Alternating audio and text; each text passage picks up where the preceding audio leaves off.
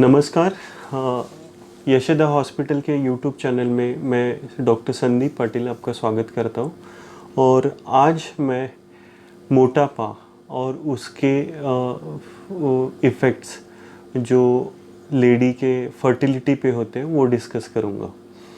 तो मोटापा डिफ़ाइन करने के लिए हम BMI बॉडी मास इंडेक्स निकालते हैं, और ये बॉडी मास इंडेक्स निकालने के लिए हम पेशेंट का या उस व्यक्ति का हाइट सेंटीमीटर में और वेट, ये दोनों एक फॉर्मूला में डाल के उसका हम BMI निकालते हैं। और वो BMI के हिसाब से वो पेशेंट का या वो व्यक्ति का वज़न आइडियल है, कम है, ज़्यादा है, वो हम डिफाइन करते हैं। अभी नॉर्मल वेट जो है वो 18.5 से 24.9 तक रहता है। 24.9 के ऊपर यानी 25 के ऊपर, 25 के ऊपर जितना BMI आएगा उसका वो वेट हम ओवर वेट या हम उसको ओबेज या मोटा ऐसा संबोधित करते हैं।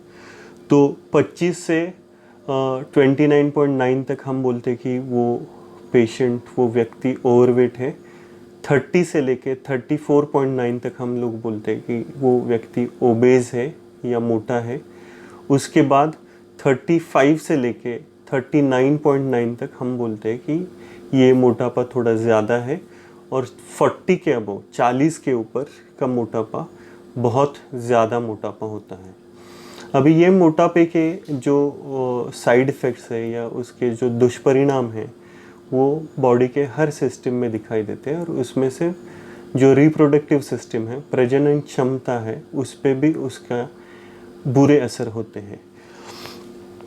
नॉर्मली जो लेडीज़ का जो बीज बनने की प्रक्रिया है या बीज फूटने की प्रक्रिया या पीरियड आने की प्रक्रिया है, वो हार्मोन्स के नॉर्मल फंक्शन की वजह से होती है।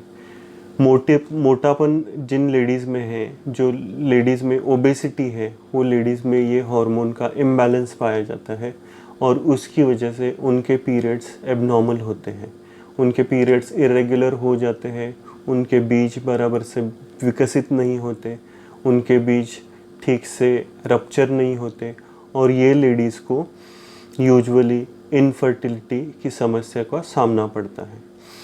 मान लो ऐसे लेडीज़ के बीज ठीक से बने या ठीक से रप्चर भी हुए, लेकिन ये बीज का क्वालिटी थोड़ा सा अच्छा नहीं रहता है, और उसकी वजह से ये लेडीज़ को एबॉर्शंस के प्रॉब्लम्स भी आ सकते हैं। फीमेल रिप्रोडक्टिव हार्मोन्स की एबनॉर्मलिटी के साथ ये लेडीज़ में इंसुलिन रेजिस्टेंस पाया जाता है।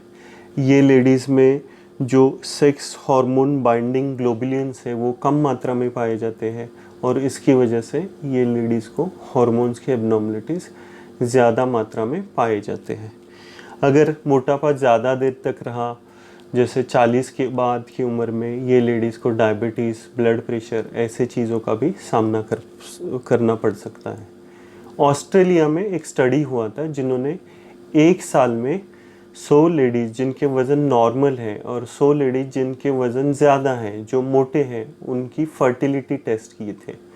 और उसमें ऐसा पाया गया कि एक साल के बाद जो लेडीज़ के वज़न नॉर्मल थे, तो 100 में से 82 यानी 82 लोग, 82 पेशेंट्स कंसीव हो गए, और जो लेडीज़ मोटे थे उनमें 66 कंसीव हो गए।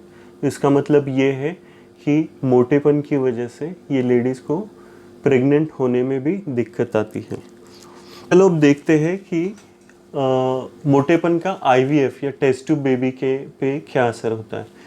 अगर मोटापन है, ओबेसिटी है, तो टेस्ट ट्यूब बेबी का रिजल्ट भी डिट्रीमेंटली अफेक्ट होता है, और मोटे पन में, ओबेसिटी में टेस्ट ट्यूब बेबी के रिजल्ट्स भी अच्छे नहीं रहते। उसके बाद देखना है कि मेल जो पुरुष है या ये हस्बैंड्स है, उसमें अगर उनमें अगर मोटापन है तो ये मेल फैक्टर ऑफ इनफर्टिलिटी के लिए रिस्पॉन्सिबल रह सकते हैं। ऐसे मेल्स में, ऐसे हस्बैंड्स में स्पर्म काउंट अफेक्ट होता है, फर्टिलिटी उनकी कम रहती है, सेक्सुअल डिसफंक्शन होने के चांसेस रहते हैं। ये हस्बैंड्स में, ये मेल, ये पुरुष लोगों में डायबिटीज़, ब्लड प्रेशर ऐसे समस्या भी आने की संभावना ज़्यादा रहती है।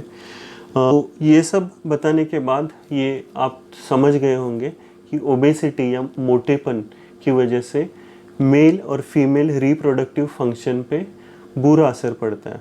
मेल और फीमेल रिप्रोडक्टिव कैपेसिटी कम हो जाती है और मेल और फीमेल रिप्रोडक्टिव सिस्टम में उनको हेल्थ केयर असिस्टेंस की, डॉक्टर की सलाह की या ट्रीटमेंट की ज़रूरत पड़ती है। मेरे अगले वीडियो में मैं मोटेपन न हो या ओबेसिटी को मैनेज कैसे करना है, वेट कंट्रोल कैसे करना है, वो मैं विस्तार से बताऊंगा। ये वीडियो देखने के लिए धन्यवाद। अपना अगला वीडियो अवश्य देखिए। Thank you.